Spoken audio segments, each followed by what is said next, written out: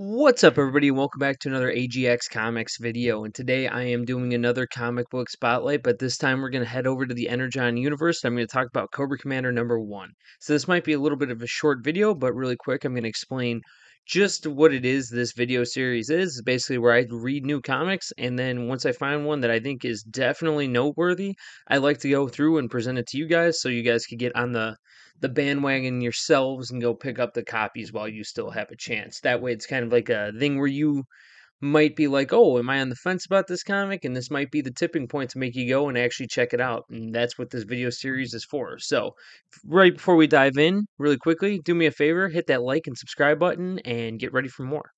So, in Cobra Commander number 1, before I enter the spoiler part of the review, I'm just going to say right off the bat that everything from the Energon universe has been insanely good, right? It's been on my list for my top 10 list for 2023, and 2024 was no slouch either, especially Duke, right, currently Duke came out, which was a really good book. Obviously, the Transformers book, and then Void Rivals, so forth and so forth. And finally, the last iteration in the Energon universe thus far has been Cobra Commander. Now, just to kind of catch everyone up to speed here, the Duke series and Cobra Commander series, I believe, are only four-part miniseries, where the Transformers one is kind of ongoing. So we're gonna see like these tales kind of go through, and we're gonna be setting up the world of GI Joe while amongst the actual Transformers universe. And as far as Void Rivals, I believe that that's gonna be a story just as itself in the background, and that's gonna also be ongoing. But right now, I think they're on a little bit of a break after the first initial 6 issues. So, what did I think of it? Fantastic. Absolutely just an awesome comic through and through. And the reason why, before I get into the last part of the video, which is more or less my spoiler part of it, the reason why I think this book works so well is that they didn't go the route of like cheesy, corny, nothing like that. And I mean, Cobra Commander kind of, you know what I mean? I am a huge G.I. Joe, huge Transformers fan, but you know what I mean? Like there's a corniness to the character, right? There's a part of the character where it's kind of funny with the lisp.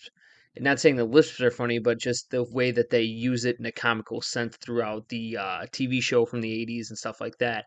As well as just kind of like, the bright, vibrant colors, the Cobra La, just a ton of stuff. However, though, the character is cool, and it's always been kind of that thing of like, where's this background of this character? Or at least that's from where my guessing was.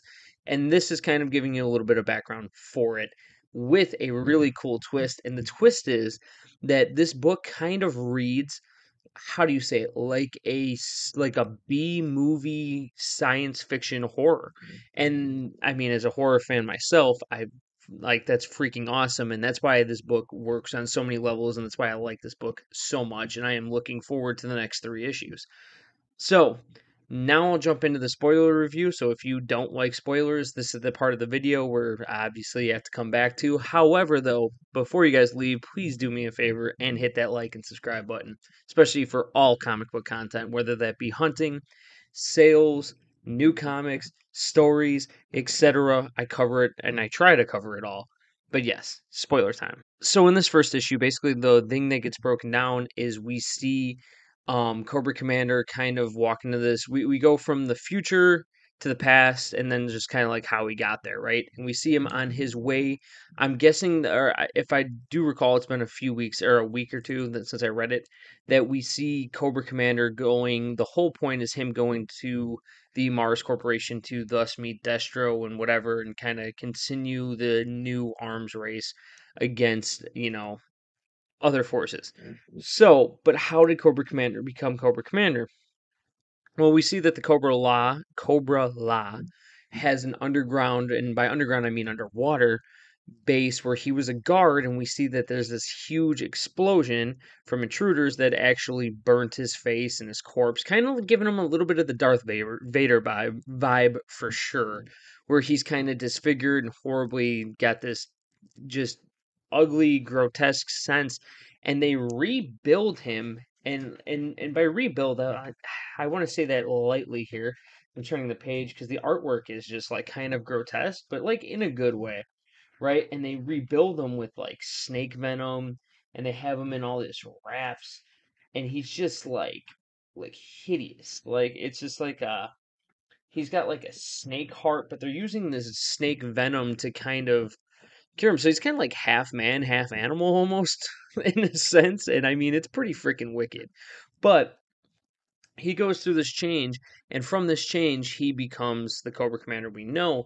However, the whole thing is he goes back to, I believe, his Globus or Globus. I forgot how to say his name, but either way, that's kind of the really like the Emperor Palpatine. I don't know why I keep drawing Star Wars connections. I think it's just really easy, because it's kind of like almost like the pairing of two there, right?